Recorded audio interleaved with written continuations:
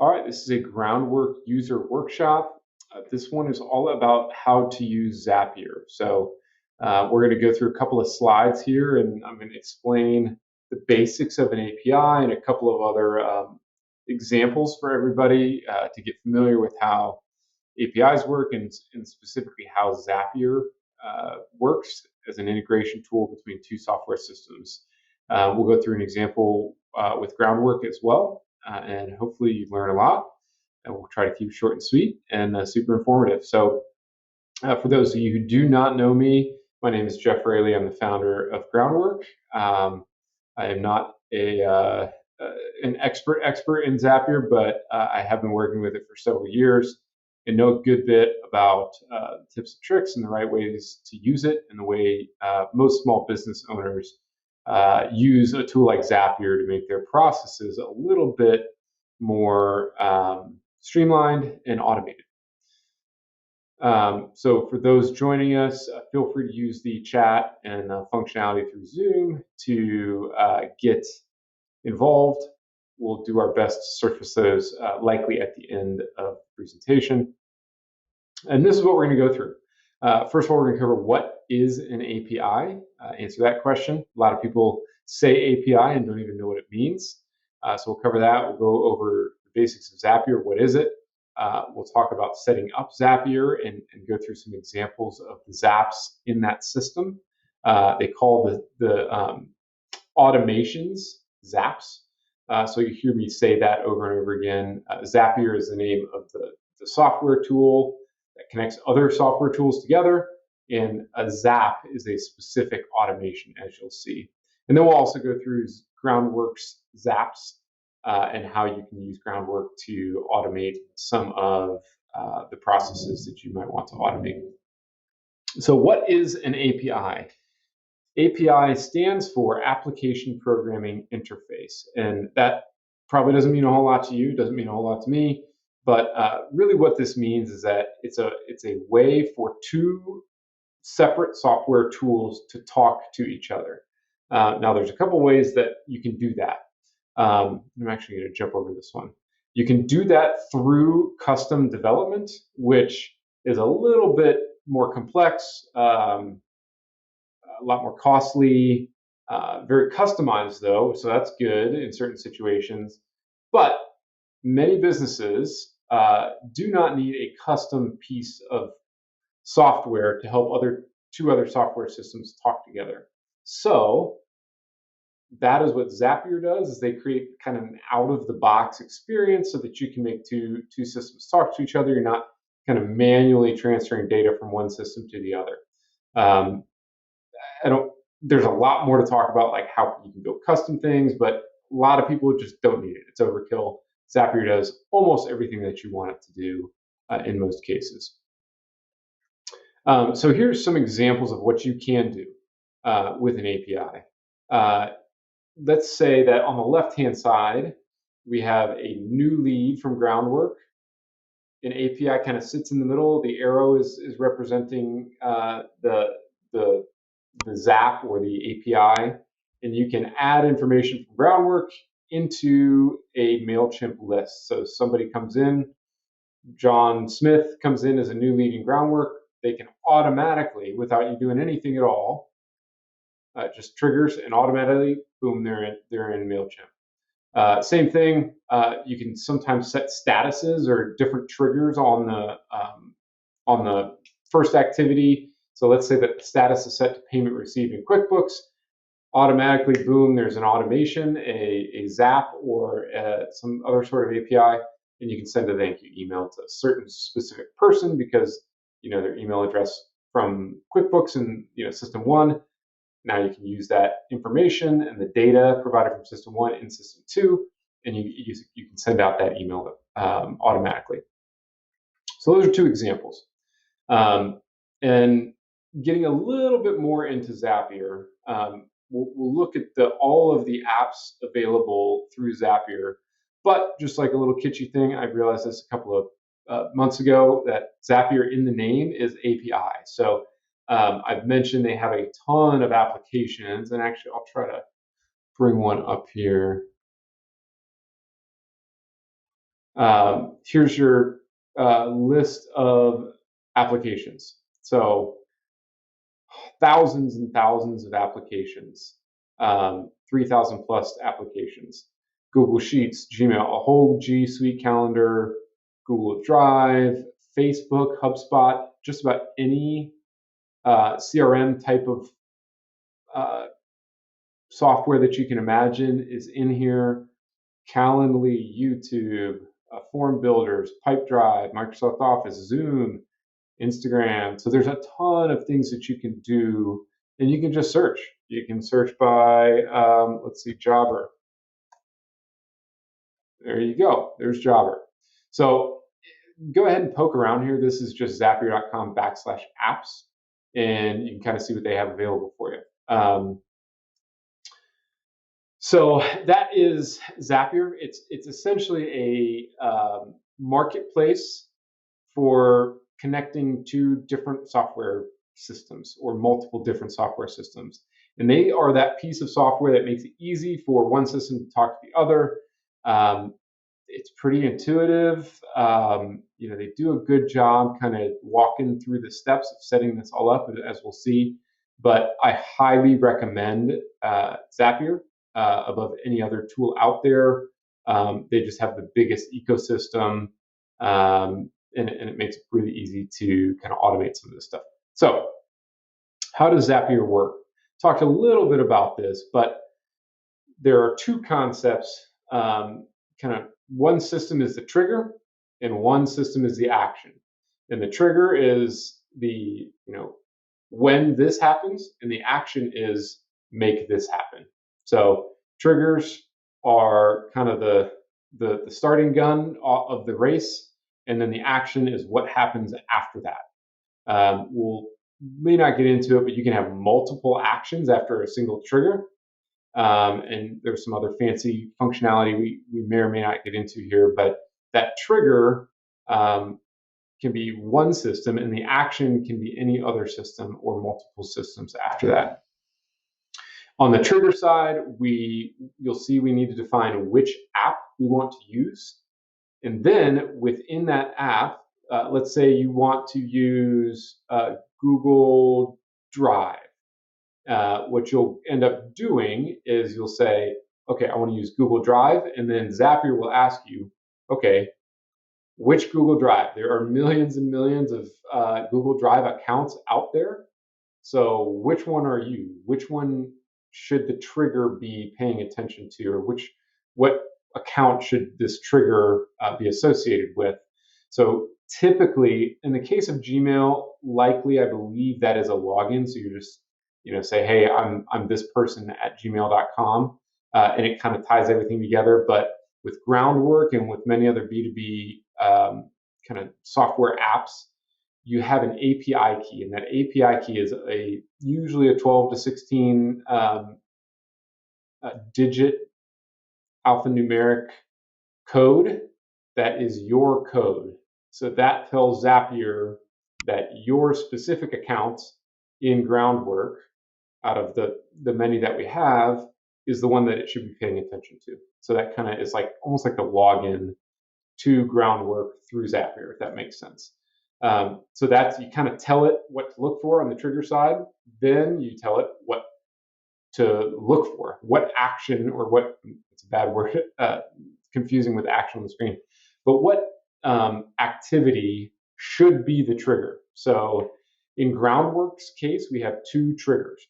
One is when somebody hits the kickoff form from your website, and the other is when somebody fills out and completes the project survey. So in a Google Drive scenario, an activity or a trigger could be when a new file is added to a specific folder. That could be a trigger. When you're dealing with something like Google Sheets, where there's a rows and column setup, just like an Excel sheet, it could be when a new row is added. Start this trigger.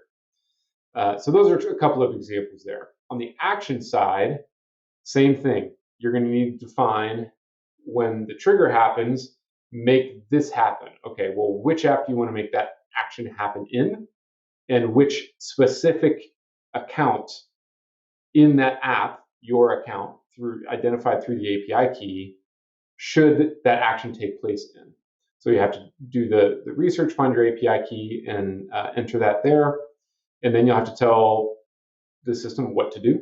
It could be create a new contact. It could be send an email. It could be update a field or update a status in whatever system you're working in. And each system has different actions set up for it based on the functionality of the system. So we'll see that when we get into the examples.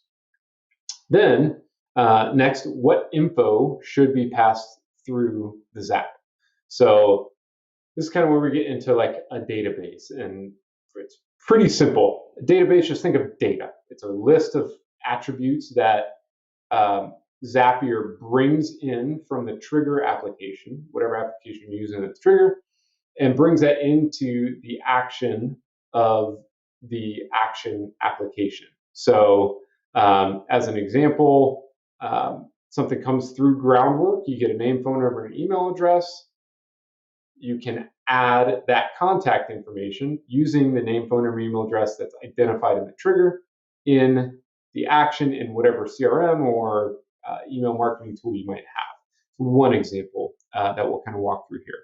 But what's important here is you are defining not only for that one time that happens, but on subsequent times, on subsequent triggers, it happens every single time the exact same way. You're just saying, put this information from the trigger app into the action app in this field in this way. And that way, every single time it happens, it's automated. So it's kind of like just a data transfer. So hopefully that's making sense. We'll make sure we have time for questions at the end. Okay, this is an example of the interface for Zapier. On the left-hand side, we're using Groundwork as the trigger. You see it says trigger. We've already chosen our app as Groundwork and the event as a new video lead. You see it kind of updates at the top there. We choose the account. That's where we put our API key in. And then we do this test. Zapier is really good about kind of showing you what would happen if you were if the Zap were live. So this is saying, okay, here's an example of what we found. And you can see it pulled in some test information from the test account that we have connected to the Zap. And it found the field first name, and the value is test. And the field last name, that's the name of the field, and the value was Testerson. And then email on down here to have all these other things. So again, this is the trigger. So when a new video lead is submitted, it's going to pull all of this information out of Groundwork, out of the submission. Zapier right now is like kind of, without thinking about how the action side works, Zapier just like has that information from the submission in Groundwork. Now, moving to the action side of things, we have to tell the system what it should be doing with all of the fields that it's able to grab from Groundwork every time that trigger goes. So what we're saying in this example is a little misleading in the screenshot here. If you click the show all options, you would see an email option. So in this example, we've chosen Gmail just because it's simple. We want to send an email. In Groundwork, this is kind of a little bit nonsensical because we actually send an email automatically anyways to your team to notify whatever. But if you wanted to do this for whatever reason, you have the ability to choose all the information. You can see that when you click on this insert data in this field, who do we want to send this to? You can see that the information, right? Zapier grabbed it out of Groundwork, it's holding it, and now we need to tell the system what to use in what field, what information from the trigger application should be used in the action application. So what you can see here is the email pulled through here. If you click in real life, click on show all options, you'd see everything. So this is, hopefully that's making sense that on the action, side of things, you have options to select the data from the trigger point. So that's kind of where you get to pull the data from one system to the other. Is you're saying, okay, now the second system, which is Gmail in this example case, let's use the information from the first application, and we can kind of manipulate things there. Obviously, if you're in a scenario where you want to get this into your CRM, which is fairly common, you would just put the email address, first name, last name, pull all that stuff over as you see fit, just kind of mapping the fields. Okay, so now let's build a Zap.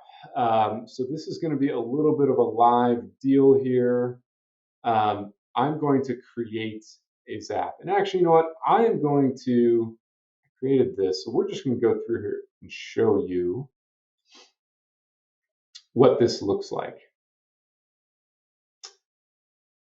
Actually, you know what? I'm gonna change my mind, and we're going to go through creating one from brand new. So if I click on this Create a Zap button, now I will say that you will need to sign up for Zapier. There is a free account, and we'll go through the pricing a little bit too, but there's a free account. It gives you a little bit of functionality. It should be good for most small businesses, at least to start. But when you create a Zap, you can name it for whatever. I'll say test for Zapier webinar 2. Okay, so now we have our trigger event, right? We got to figure that out first. So I'm going to put Groundwork. Groundwork beta. Okay, there we go. Now we're going to click choose an event. And I'm going to do when a new video lead is submitted. Okay, it's thinking a little bit. Now we press continue. Now we have to choose a Groundwork account. So what that means is you'll see that I already have one in here. So I'm going to choose our test account, Birmingham Painters. I am actually going to pull this up real quick to show you where to get your API key. So this for me pulled up really quick because I had already put the API key in for our test account. So let me show you what it looks like. We have this how-to website, and this just shows you simply how to use Zapier with Groundwork. You'll need the API key. Click on the setup button in your interface. Go to the integration tab on the left-hand side, and you'll see this API key here. You can just copy it, and then you'll see that it opens up.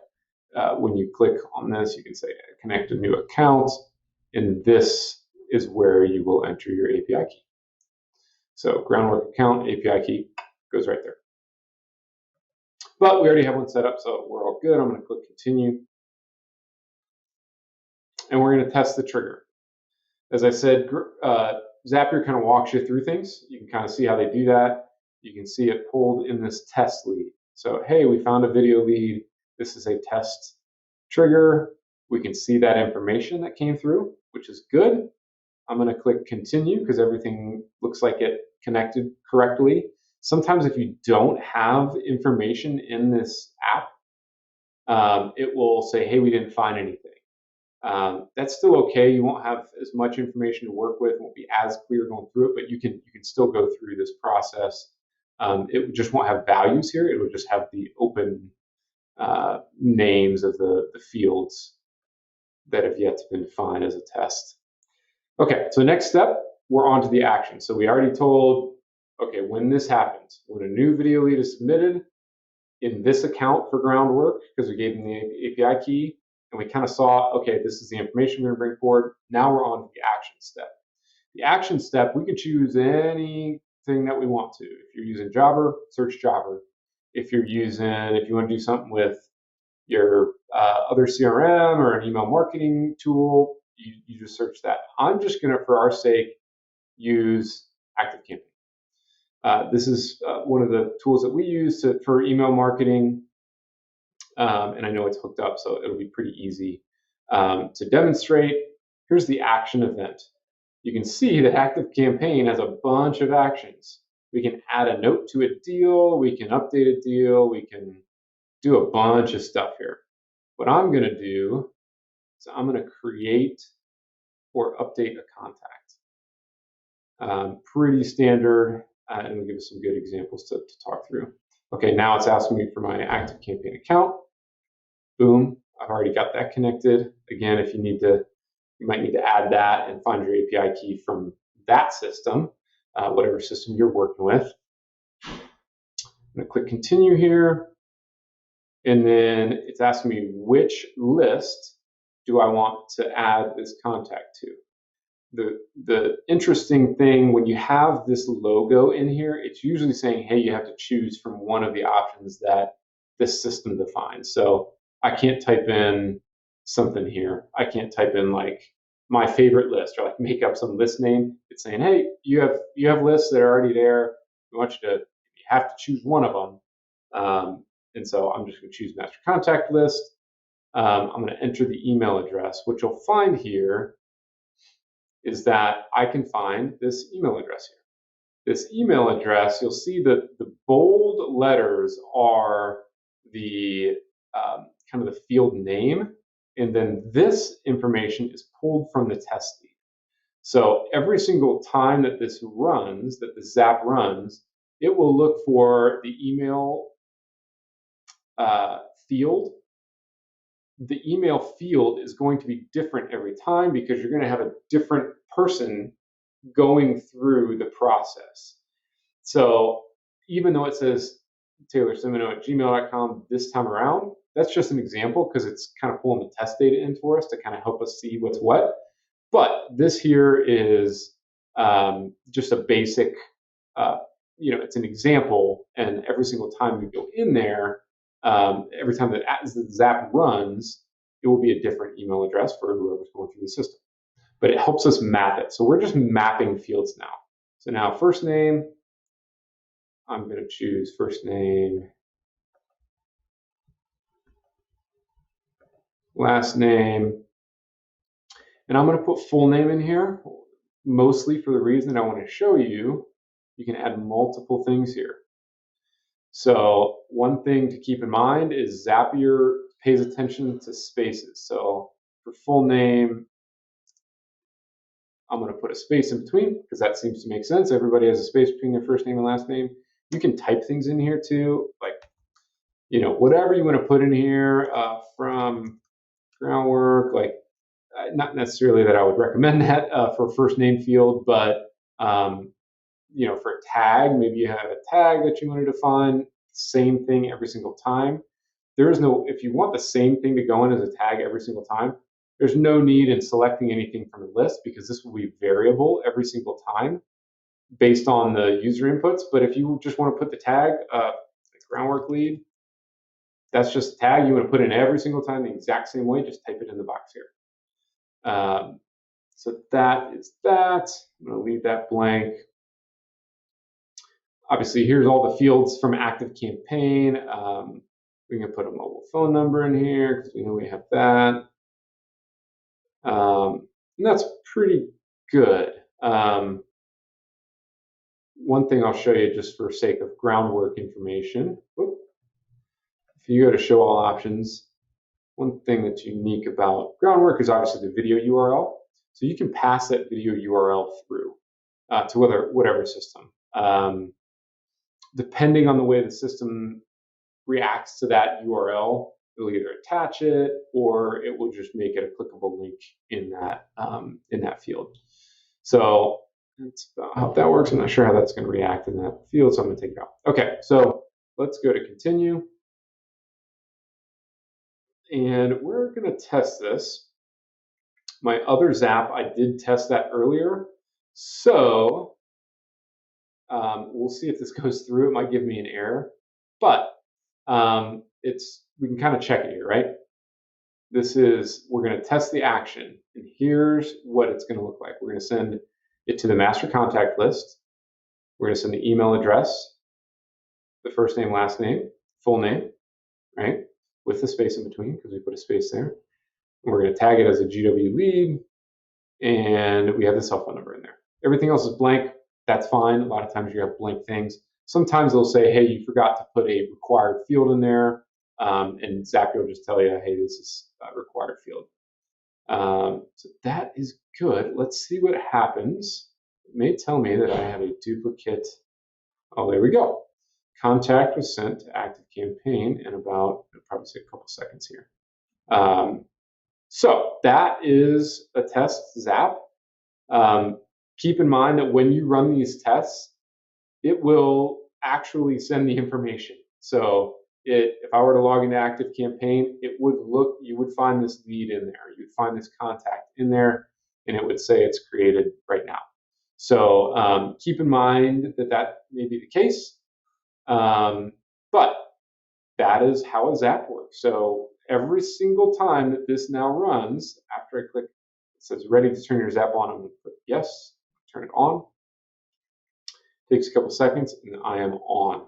So every single time that a new video lead is submitted through that specific account for Groundwork, it will update this specific account in the exact way that we said, because we mapped the fields. We said put the email address from this answer from Groundwork's form into active campaign in this form. We just mapped all those fields. It'll do that every single time without fail.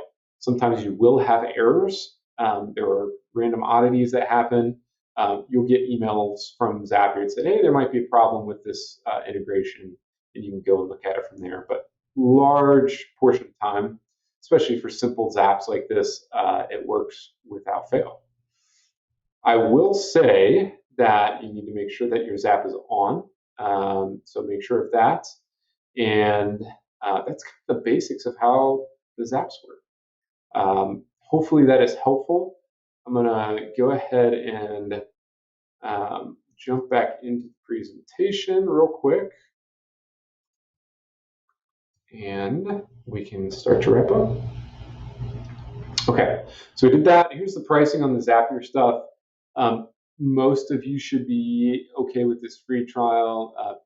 Some of you might get to a point where you might get into this next one, but pretty reasonable for the amount of effort that it saves.